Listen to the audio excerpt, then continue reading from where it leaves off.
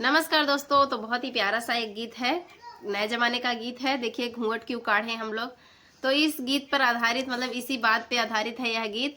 तो कैसा लगेगा कमेंट में जरूर बताइएगा। पूरा सुनेंगे तभी यह गीत समझ आएगा और अच्छा लगेगा और इस गीत का आनंद ले पाएंगे। तो मुझे फेसबुक पे देख रहे हैं तो फॉलो कीजिएगा, यूट्यूब पर मुझे सब्सक्राइब कीजिएगा। तो चलिए सुनाते हैं। क्योंकि जो घूंघट काढ़ने पे ज्यादा जोर देते हैं उनके लिए ये खास तौर से गीत है, तो जरूर सुनिएगा कैसा लगता है। भारत के लाज गई सारी, घूंघट हम काहे के काढ़ी। भारत के लाज गई सारी, घूंघट हम काहे के काढ़ी। ससुरु हमारे पापा के जैसे, ससुरु हमारे पापा के जैसे।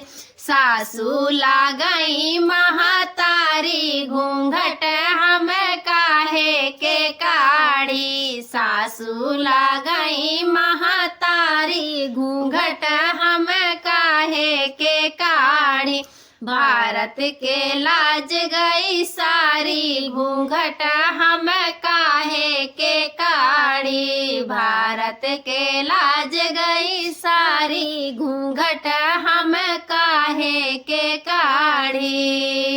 जेठा हमारे भैया के जैसे, जेठा हमारे भैया के जैसे। जेठनी लागई बड़ी दीदी, घूंघट हम काहे के काढ़ी। जेठनी लागई बड़ी दीदी, घूंघट हम काहे के काढ़ी। भारत के लाज गई सारी, घूंघट हम काहे के काढ़ी। भारत के लाज गई सारी, घूंघट हम काहे के काढ़ी। देवर हमारे भैया के जैसे, देवर हमारे भैया के जैसे।